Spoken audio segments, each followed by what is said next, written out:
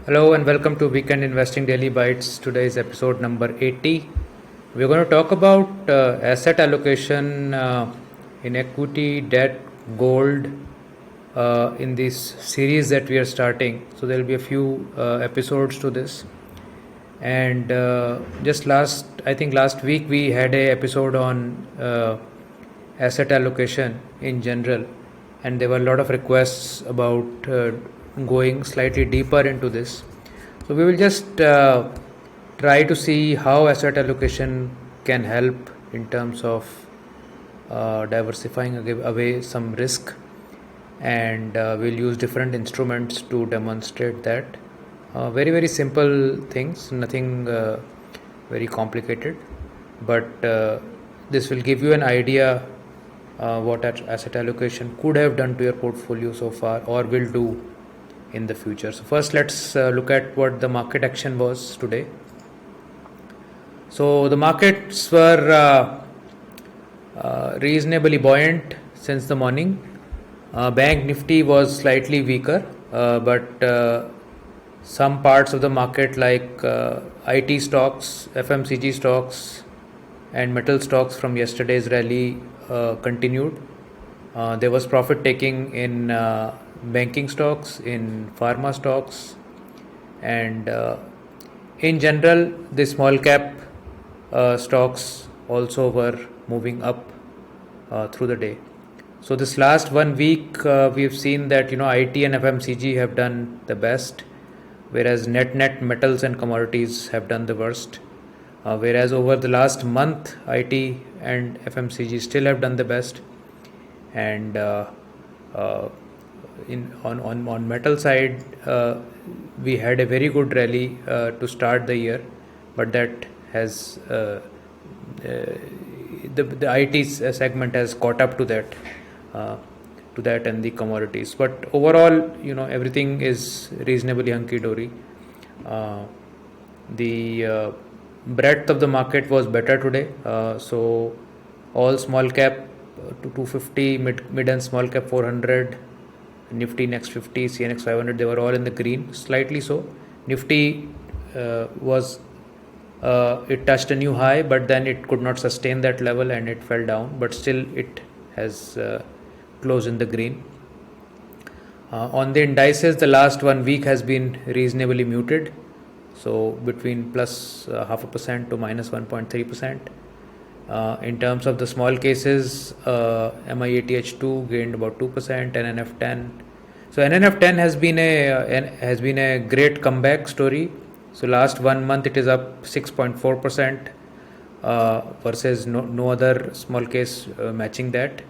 So from that perspective, there is always a sort of relay race that's happening. Sometimes some sectors or some sort of strategies will do well, and at other times other strategies will do well. I think there is some error in these numbers, but we will check that.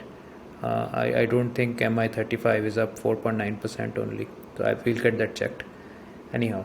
So let's look at the topic of the day, which is asset allocation, and we are going to look at part 1 today, where we are going to compare equity returns, and we've taken Sensex because Sensex has more history than Nifty, and we've also gone back and seen what were the basic bank FD rates all through. So this is pre-tax money that was deposited in the banks.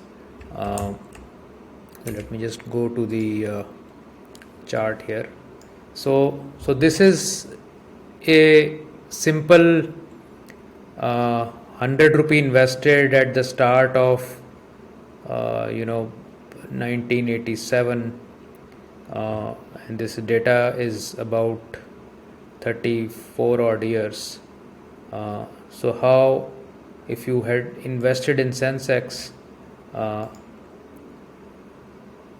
over 34 years, 100 rupees actually went to 8600 rupees. So 86 times is what the Sensex has gone in the past 34 years.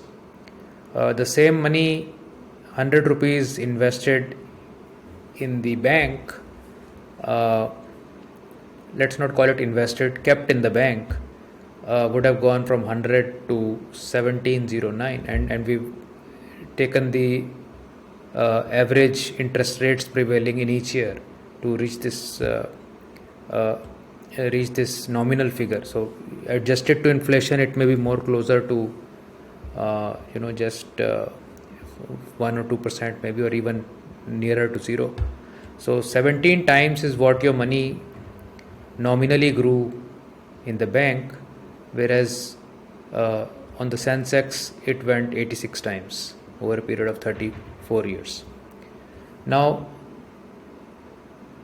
if you were running, let's say, a balanced portfolio between the two, so let's say we have a balanced portfolio of 50-50. You put half your money in Sensex, you're putting half your money in the bank. You still got 51 times. So it is worse off than 86 times, but it is much better off than 17 times. And this also assumes that at the end of each year, you are rebalancing your portfolio to 50-50. So every end of the year, if Sensex did very well, you took out money from there and put it in 50% back in the bank. If Sensex did really badly, you took out money from your bank and put it into the index. So, and that is usually a very good way of having a rule-based asset allocation. So, like right now, it is very, very simple in these two instruments, and but you could have 4, 5, 7 different asset classes, different sub classifications of those asset classes, and have rules in terms of how much, thumb rules about how much you want to put in equity, how much you want to put in gold, how much you want to put in debt, how much you want to put in real estate, and you can try to rebalance them every year, every 6 months, and what that does is it stabilizes your equity curve and takes money out of wherever you are getting a lot of profits. However, it also has a contrary side where it is against the momentum principles, like we trade on, like you let your winners run. So if something is, Sensex is running and you're taking off profits from there, it will hurt the gains going forward from that running horse. But it also smoothens out your equity curve. So there is a give and take at all times. Of course, as we have seen, if you just wanted to make money, the maximum money, you would have kept it in the index and you would have made 86 times, or you would have possibly gone for direct stocks and made even more. But if you wanted absolutely no risk, you would have kept it in the bank, got 17 times. But you also want to beat inflation, and you want to take some risk on your money. So depending upon your risk profile, if you kept let's say 25% into Sensex, 75% into the bank, you still made 34 times. If you kept 50-50, you made 51 times.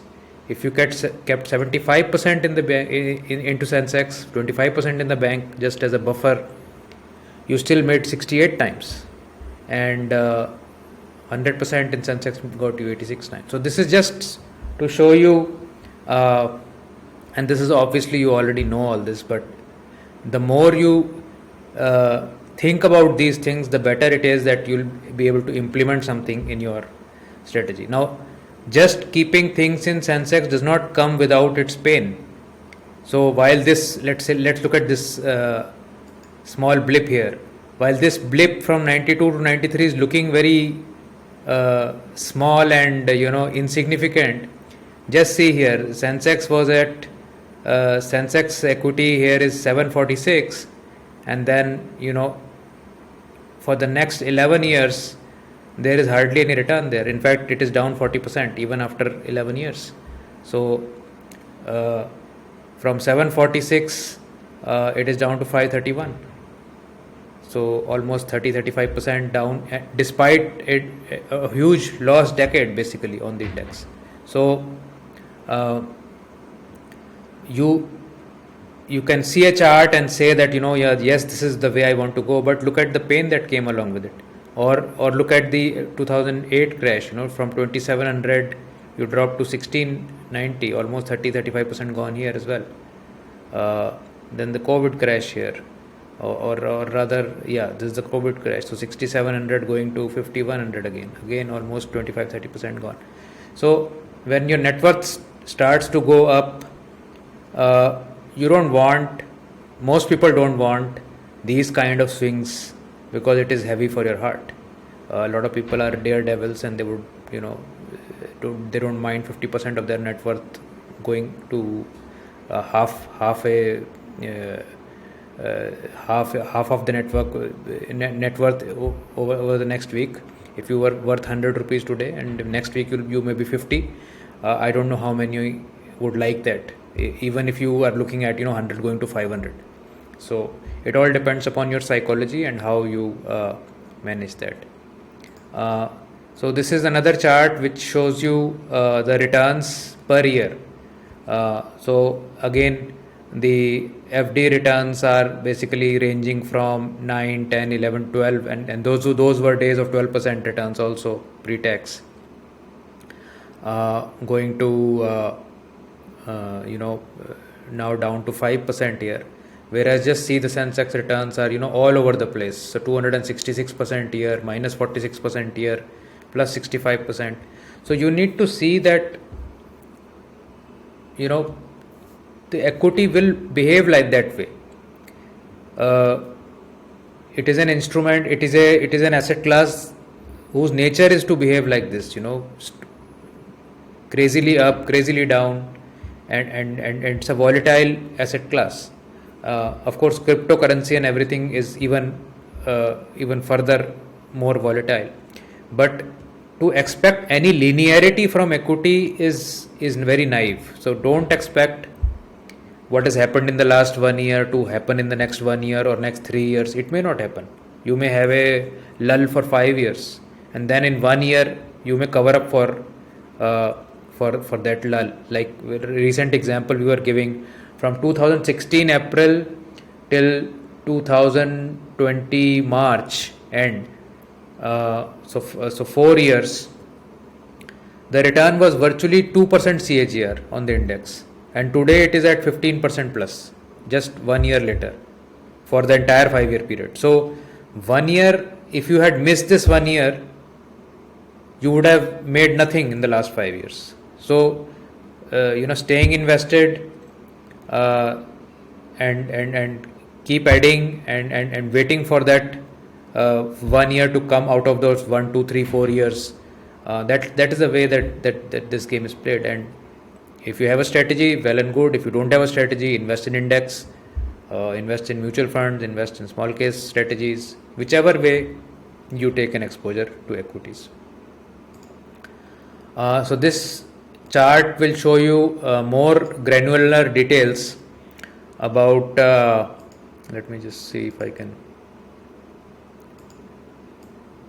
Yeah, so this is basically yearly chart. You can see here, this is the Sensex returns. So, this one huge year of 266% return, previous to that 49% return, 2 years before that 79% return. So if you were in this period in the market for 4 years, you minted like anything. And then there was a minus 46% year. Most people probably would have come at the top here and then they got shaken out. And then the next year again was plus 65%. Then you had lull years, and then you had a huge 2004, then you had a huge 2006, then you had a huge 2010. Then again, last decade has been reasonably dull.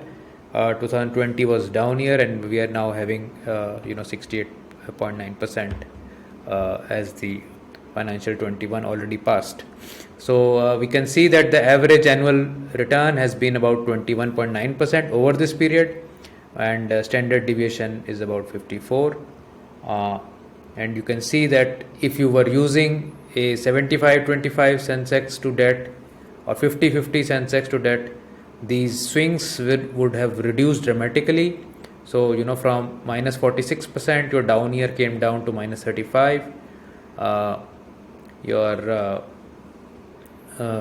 minus 27% return here was down to minus 16, and so on and so forth. So average annualized return would have reduced to 15.6%, and standard deviation is also down to 33. If you had used only 25% of your equity, of your total allocation to equity, and 75%, let's say, in debt, like in NFT, your returns would have been 12.1%, and with a more smoother curve, with the maximum loss having been only 18%, or no, sorry, 23% here in this year. So, and of course, if you kept everything in the bank, you would have got these returns, but they would have just managed to maybe keep pace with inflation. So your quality of your living standard, or your quality of life may not have improved. So we must always take some risk. So depending upon your psychology, depending upon your ability to withstand volatility, take a 25% exposure, 50% exposure, 75% exposure, 100% exposure. So with these words, I'll close this daily bite, and I hope these simple sort of lessons, which everybody knows, but by keep hearing them, we will try to implement them, and we'll add gold and other asset classes in this series very soon. Thanks. Bye.